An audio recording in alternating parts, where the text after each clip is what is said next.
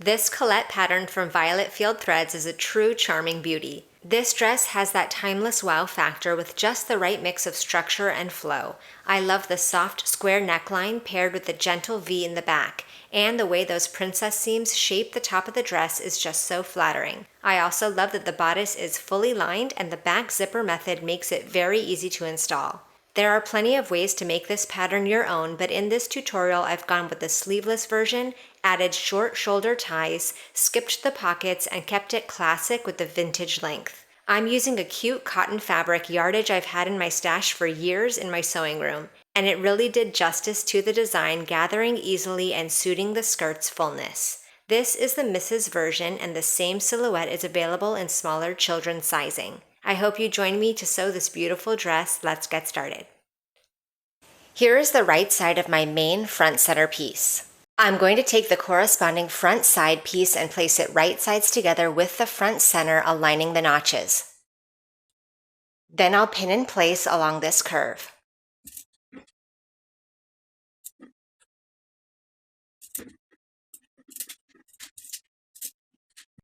Then we can sew this curved seam with a 1/2 inch seam allowance.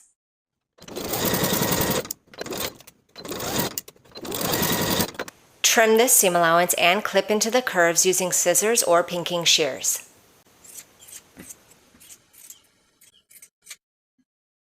Repeat to attach the opposite side front piece.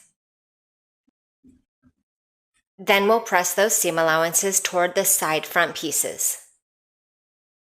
Here is one of my main bodice back pieces, and I've marked the dart onto the wrong side of the fabric. Now I'll pin in place. Sew the dart from the bottom to the point, leaving thread tails at the point so you can tie them in knots. Repeat for both bodice back pieces.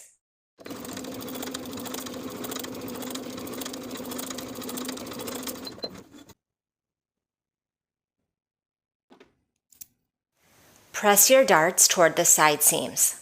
Then we can place the front and back bodice pieces right sides together and pin the shoulder seams. Then sew with a 1/2 inch seam allowance.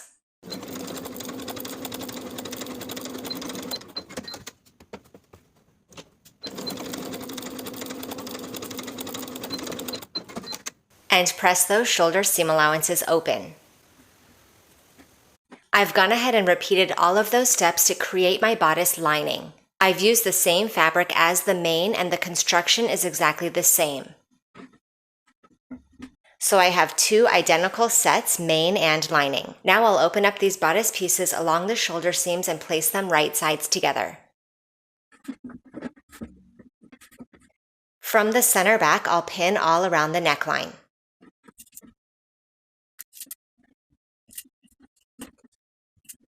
I'll also pin the armholes. Then we'll sew each of the armholes and the neckline from the back all the way around to the opposite back piece with a 1/2 inch seam allowance.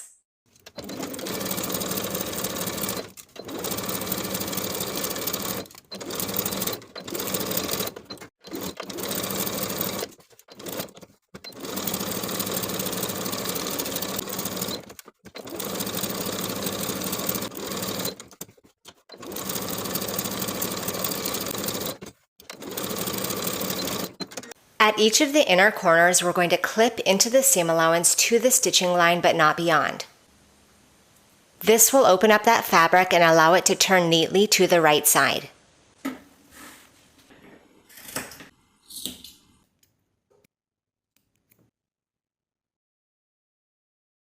Then you can trim those seam allowances that we just sewed. Once again, I'm using pinking shears.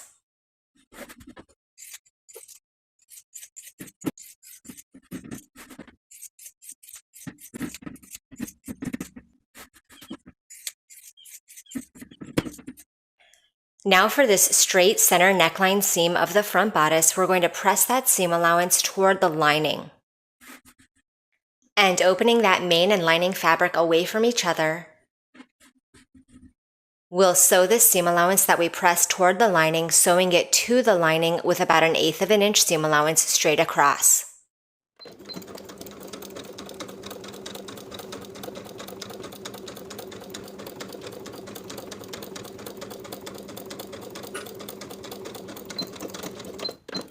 Now we're going to turn the bodice right side out, reaching through those shoulder seams of the front piece to access the back pieces and pull them through.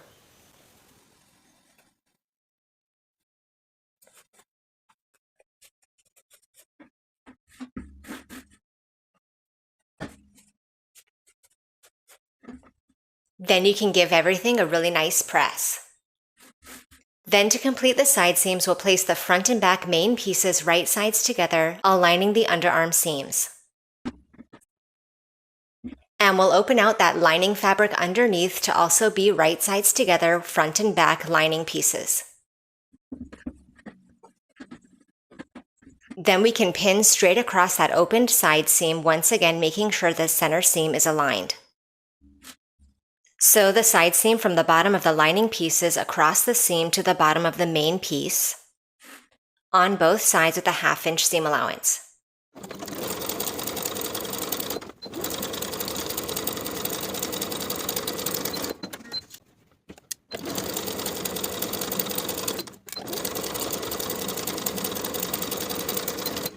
Press those side seam allowances open on both side seams. Then we'll place our bodice pieces wrong sides together once again. And we're going to pin together along the bottom edge. Baste the entire bottom edge from the center back straight across to the opposite center back with a 3/8 inch seam allowance.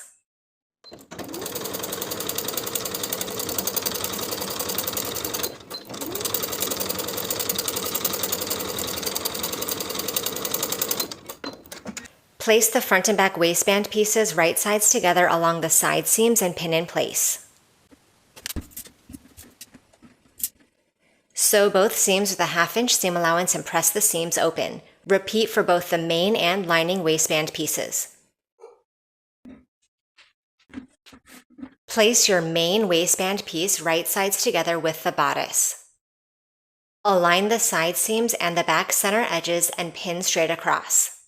Then we'll sew to attach the waistband with a 1/2 inch seam allowance.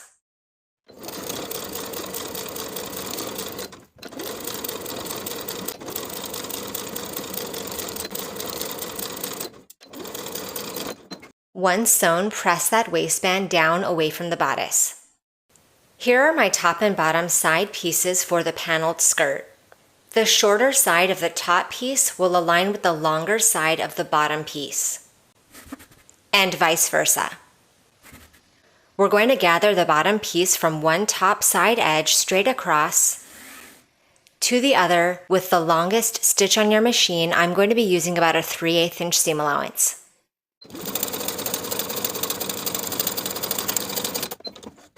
Then I'll gather this top edge until it matches the length of the bottom of the top piece.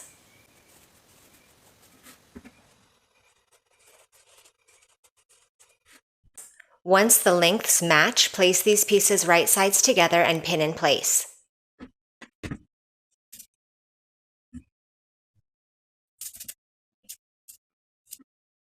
Sew these pieces together with a 1/2 inch seam allowance straight across, then finish the raw edges together and press that ruffled seam up toward the top piece.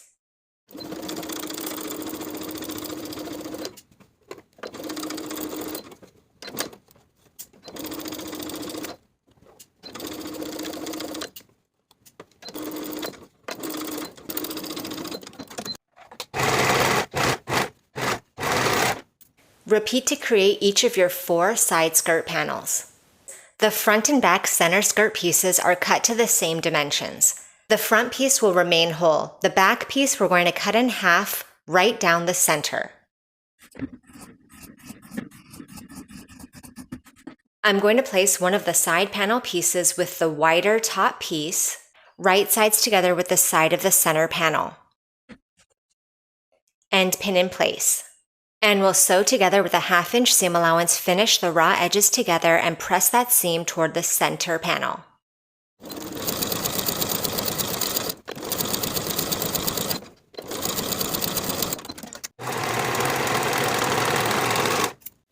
Now that one panel is attached, we'll repeat for the other side.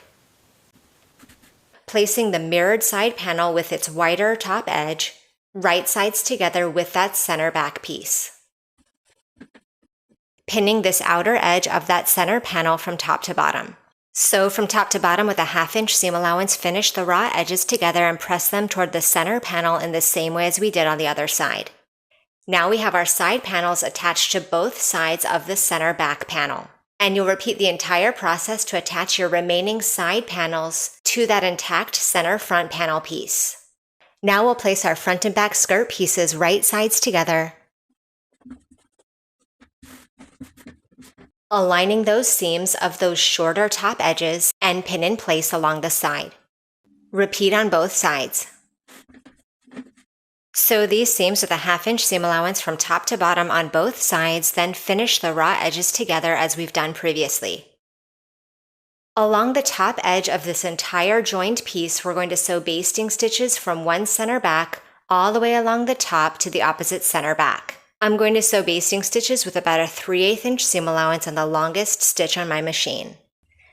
Then I'll pull those basting stitches to gather the top edge of the skirt.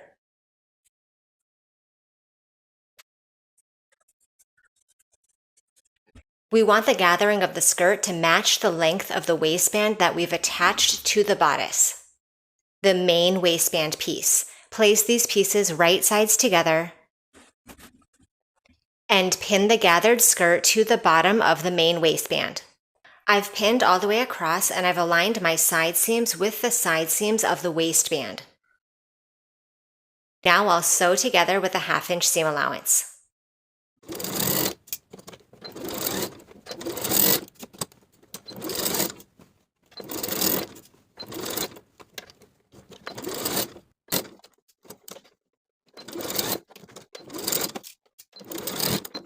Here is my lining waistband. I'm going to take it to the ironing board and press the lower edge of the lining waistband to the wrong side by 3/8 of an inch all the way across. Here is my top waistband seam of the main dress. I'm going to fold back the bodice to expose that seam. So working with that lower edge of the bodice that's joined to the top of the waistband main piece, place the top unfolded edge of the lining waistband piece right sides together with the bottom of the bodice. Align the side seams and the center back edges and pin in place. So now we have the lining waistband right sides together with the bodice lining. And when I flip this over, we'll see the waistband of the main piece. Sew these sandwich pieces straight across with a 1/2 inch seam allowance, just as we did to attach the skirt to the waistband main piece. Once that's sewn, you can open out the bodice and the skirt away from each other and press that lining waistband downward. I've given the top inner edge of the waistband a good press. Now I'm going to take that previously folded edge of the inner lining waistband, placing it over the seam of the skirt. And I'm going to pin in place from the outside.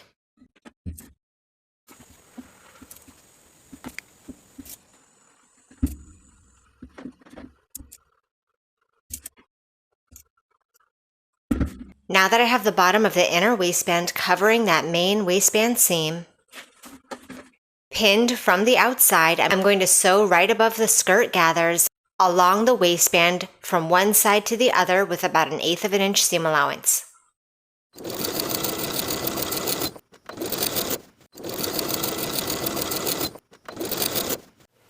Here's one of my center back seams. I'm going to finish the raw edges from the top of the bodice to the bottom of the dress, repeating on both sides.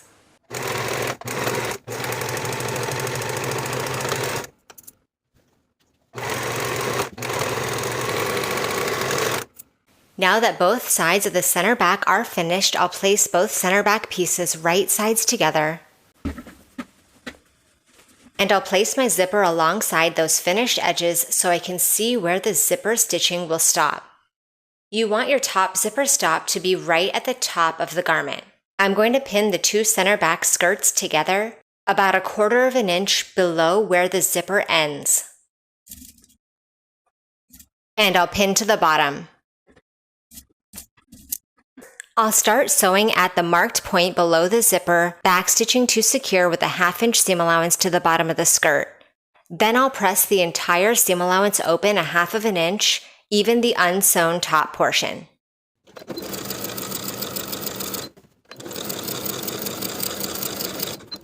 Now that the bottom section of the back skirt is sewn together with a 1/2 inch seam allowance and I press those seams open, I also press the seams to the wrong side along the remainder of the center back by a 1/2 inch. I'm ready to apply the back zipper. I'm going to turn my dress right side out.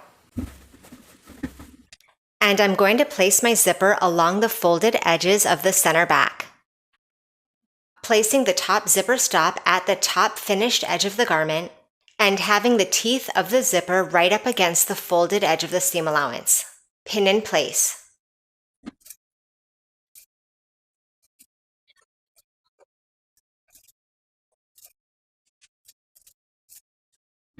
Sew the zipper in place from the top to the bottom using your zipper foot.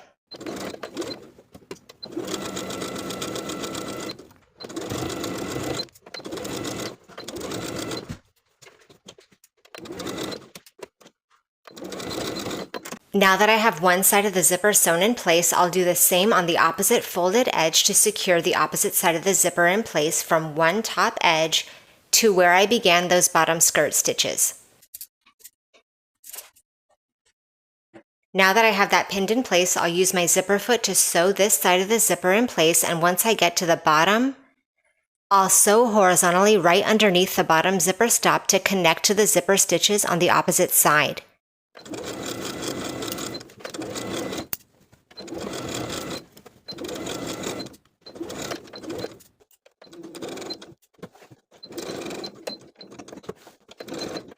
For any zipper tape that is left exposed beyond the top edge of the center back, tuck it behind.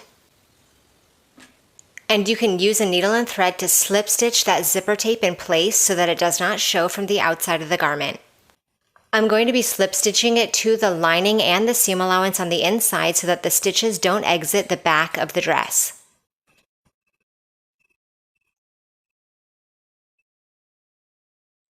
For the very bottom raw edge of the dress, we're going to hem the material, folding it to the wrong side once by 1/4 inch, then once more by an additional 1/4 inch. Then we can edge stitch close to the upper inner fold all the way around to complete the bottom hem.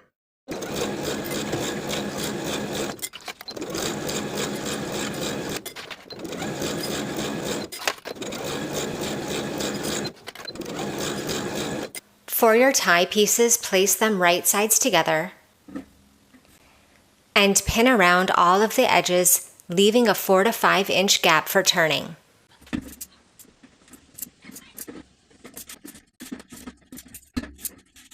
Sew all the way around, backstitching on either sides of the gap that you left.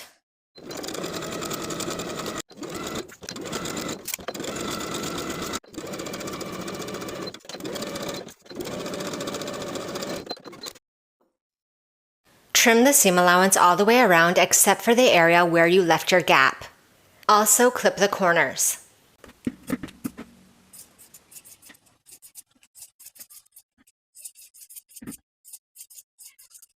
Then we can turn the strap right side out through the gap.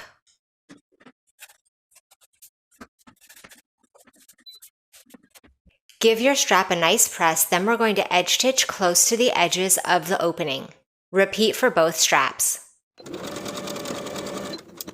Place the center of the strap right sides together with the shoulder seam. We're going to sew horizontally on both sides of that shoulder seam with a 3/8 inch seam allowance for both sides, repeating for both straps.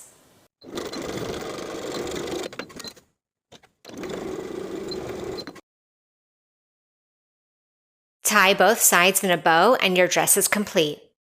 Thank you for watching this sew along. Make sure you subscribe to the channel so you don't miss future sewing tutorials, and I'll see you in the next video.